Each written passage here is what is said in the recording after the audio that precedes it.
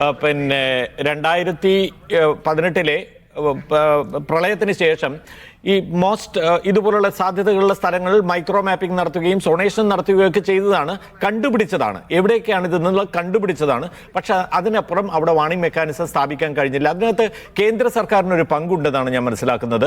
മാത്രമല്ല, ഇത്തരം ഇപ്പോൾ താങ്കൾ പറഞ്ഞതുപോലുള്ള വളരെ അഡ്വാൻസ്ഡ് ആയിട്ട് വളരെ ഒരു ഏറ്റവും ആധുനികമായ നിലയിൽ ഇത്തരം പ്രദേശങ്ങളിൽ നിന്ന് മുഴുവൻ ആളുകളെ കൂടി മാറ്റി പാർപ്പിക്കുകയും പുനരധിവസിപ്പിക്കുകയും ഒക്കെ ചെയ്യണമെങ്കിൽ അതിനാവശ്യമായ വലിയ തരത്തിലുള്ള ഒരു ഫണ്ടിങ് ആവശ്യമാണ്.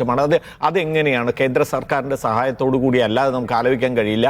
അതിനുവേണ്ടി എന്ത് ചെയ്യാൻ കഴിയും? കേരളത്തിലെ ഭരണപക്ഷത്തിനും പ്രതിപക്ഷത്തിനും സർക്കാരിന്റെ സഹായം ആവശ്യമുണ്ട്. സംസ്ഥാന സർക്കാരിന്റെ ഇനീഷ്യേറ്റീവ് വേണം. നമുക്ക് ഫണ്ട് റേസ് ചെയ്യാൻ വേണ്ടിയിട്ടുള്ള ഒരുപാട് പൊതുമേഖലാ സ്ഥാപനങ്ങളുണ്ട്. നമുക്ക് CSR ഫണ്ട് നമുക്ക് ഉപയോഗിക്കാൻ പറ്റും. വളരെ ഫലപ്രദമായി നമ്മൾ വേണമെന്നുള്ള തീരുമാനം നമ്മുടെ നിശ്ചയദാർഢ്യമാണ്. നമ്മൾ ഇനി ഇത് കേരളത്തിൽ ആവർത്തിച്ചാൽ നമ്മൾ വളരെ നോളജ് സൊസൈറ്റി ആണെന്നൊന്നും നമുക്ക് അഭിമാനിക്കാൻ പറ്റില്ല. ഈ ഫണ്ടെല്ലാം നമുക്ക് റേസ് ചെയ്യാൻ പറ്റും. നമുക്കൊരു പ്ലാൻ ഉണ്ടാകട്ടെ. ആദ്യം എന്താണ് ചെയ്യേണ്ടത് എന്നതിനെക്കുറിച്ചൊരു പ്ലാൻ. ഞാൻ ചോദിക്കുക, കേരളത്തിലെ കൊച്ചിൻ യൂണിവേഴ്സിറ്റിയിലെ കാലാവസ്ഥാ ഡിപ്പാർട്ട്മെൻറ്റ് ഇൻ്റർനാഷണൽ സ്റ്റാൻഡേർഡുള്ള ഡിപ്പാർട്ട്മെൻറ്റാണ്. ഞാൻ എപ്പോഴും പറഞ്ഞുകൊണ്ടിരിക്കുന്ന ഇതുവരെ നമ്മുടെ ഡിസാസ്റ്റർ മാനേജ്മെൻറ്റും അവരുമായിട്ടൊരു ലിങ്ക് പോലും ഇല്ല. എന്തിനാ പിന്നെ നമുക്ക് യൂണിവേഴ്സിറ്റി എന്ത് മനോഹരമായിട്ടാണ് അവർ ചെയ്യുന്നത്. എന്നെ വിസ്മയിപ്പിച്ചിട്ടുണ്ട്. ഞാൻ 2018-ലെയും 2019-ലെ പ്രളയവും പിന്നീടുണ്ടായ പ്രളയവും അഭിമുഖീകരിച്ച ഒരാൾ എന്നുള്ള നിലയിലാണ് 21 മുതൽ നിരന്തരമായി ഈ കഴിഞ്ഞ നിയമസഭാ സമ്മേളനത്തിൽ പോലും എൻ്റെ 2 പ്രസംഗത്തിൽ ഞാൻ ക്ലൈമറ്റ് ചേഞ്ച് അപകടമാണ്, നിങ്ങൾ കാണാതെ പോകരുത് എന്ന് പറഞ്ഞിരുന്നു. കാരണം നമ്മുടെ മനസ്സാണ് നമ്മളോടത് പറയാൻ പ്രേരിപ്പിച്ചിരുന്നത്.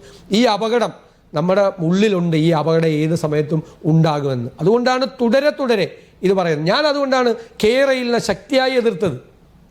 വികസന വിരോധി എന്ന് ചിത്രീകരിക്കപ്പെട്ടിട്ടും കേരളയിൽ കൊണ്ടുവരാൻ സമ്മതിക്കില്ല എന്നുള്ള വാശിയെടുക്കാൻ കാര്യം അതാണ്. 300 കിലോമീറ്റർ ദൂരം 30 അടി മുകളിൽ എംബാങ്ക്മെന്റ് കൂടി കേരളത്തിൽ ഉണ്ടാക്കി വെച്ചാലുള്ള സ്ഥിതി എന്താ കേരളത്തിൻ്റെ? തീർച്ചയായിട്ടും. അപ്പോൾ ഇതൊക്കെ നമ്മൾ കുറേ കൂടി ഗൗരവമായി നമ്മൾ കൈകാര്യം ചെയ്യണമെന്നാണ് എൻ്റെ അഭ്യർത്ഥന. ഞങ്ങളതിന് പ്രതിപക്ഷം എന്നുള്ള നിലയിൽ വളരെ ക്രിയാത്മകമായ സഹകരണവും പിന്തുണയും അക്കാര്യത്തിൽ എല്ലാം ഉണ്ടാവും. തീർച്ചയായും താങ്കളുടെ സഹകരണവും പിന്തുണയും ഒക്കെ ആദ്യ ഘട്ടത്തിൽ തന്നെ താങ്കൾ വ്യക്തമാക്കിയതാണ്. കാരണം ഏതൊരു തരത്തിലും സർക്കാരിനോട് യോജിച്ചുകൊണ്ട് ഒപ്പം തന്നെ മുഖ്യമന്ത്രിയുടെ ദുരിതാശ്വാസ നിധിയിലൊക്കെ സംഭാവന ചെയ്യണമെന്ന് പറഞ്ഞ ഒരു വളരെ റെസ്പെക്ട്ഫുള്ളോടുകൂടെ താങ്കളുടെ വാക്കുകളൊക്കെ നോക്കി കാണുകയാണ്. എന്തായാലും മറ്റൊരു കാര്യം, താങ്കൾ ഈ ഡിസാസ്റ്റർ മാനേജ്മെന്റുമായി ബന്ധപ്പെട്ട കാര്യങ്ങൾ പറഞ്ഞതുകൊണ്ട് തന്നെയാണ്. അതായത് ഇത്തരം സംവിധാനങ്ങളുണ്ട്, പക്ഷേ നമുക്ക് ഈ പറഞ്ഞ പോലെ കൊച്ചി ശാസ്ത്ര സാങ്കേതിക കേന്ദ്രം ബന്ധപ്പെടുത്തിക്കൊണ്ട് വലിയ സംവിധാനങ്ങളുണ്ട്. പലപ്പോഴും നമ്മൾ ഈ ചാനലുകളിൽ എന്തെങ്കിലും ഈ തരം കാര്യങ്ങളൊക്കെ ഉണ്ടാകുമ്പോൾ അവരെയാണ് ബന്ധപ്പെടാറ്, അവരോടാണ് അഭിപ്രായം ചോദിക്കാറ്. പക്ഷേ അതും ഇതും സംസ്ഥാന സംവിധാനവുമായി ഇതുവരെ ബന്ധപ്പെടുത്തിയിട്ടില്ല എന്ന് പറയുമ്പോൾ തന്നെ നമുക്കറിയാം എത്രത്തോളം പരിതാപകരമായ സ്ഥിതിയിലാണ് നമ്മുടെ മുന്നറിയിപ്പ് സംവിധാനങ്ങൾ പ്രവർത്തിക്കുന്നത് എന്ന്. ആ രീതിയിലുള്ള ഒരു പരിഗണന കൂടെ എന്തായാലും അക്കാര്യങ്ങൾ കൂടെ സർക്കാരിന്റെ ശ്രദ്ധയിൽപ്പെടുത്തിക്കൊണ്ട് മുന്നോട്ടുള്ളൊരു ധാരണയിലെത്തിയിട്ടുള്ളൊരു പോക്കായിരിക്കും ഉണ്ടാവുക. പ്രതിപക്ഷത്തിന്റെ ഭാഗത്തു നിന്നാണ് പ്രതീക്ഷിക്കുന്നത്.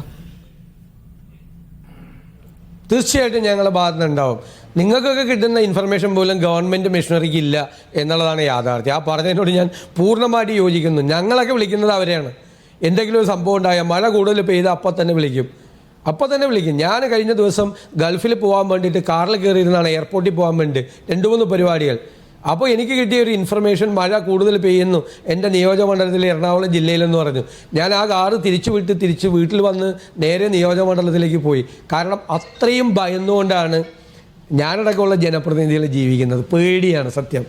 മഴയെ നമുക്ക് എത്ര ഇഷ്ടമായിരുന്നു ചെറുപ്പത്തിൽ, ഇപ്പം മഴ പെയ്യുമ്പോൾ ഭയമാകുന്നു സത്യം. യെസ്, ഒറ്റ കാര്യം കൂടി ശ്രീ സതീശൻ, ഇവിടെ ജിൽസി സൂചിപ്പിച്ചു, മുഖ്യമന്ത്രിയുടെ ദുരിതാശ്വാസ നിധിയിലേക്ക് സംഭാവനകൾ നൽകണമെന്ന് തന്നെയാണ് താങ്കൾ നിലപാടെടുത്തത്. അത് തന്നെയാണ് താങ്കൾ എല്ലാവരോടും പറയുകയും ചെയ്യുന്നത്. അക്കാര്യത്തിൽ യോജിച്ചു പോകുക എന്നുള്ളത് തന്നെയാണ്. പക്ഷേ പാർട്ടിക്കുള്ളിൽ Shri K Sudhakaran, KPCC president മറ്റൊരു നിലപാടെടുത്തോ എന്നുള്ള സംശയമുണ്ട്. അത് അദ്ദേഹം ചിലയിടത്തൊക്കെ സൂചിപ്പിച്ചതായി നമുക്ക് വാർത്തകളുണ്ട്. അങ്ങനെ പാടുണ്ടോ?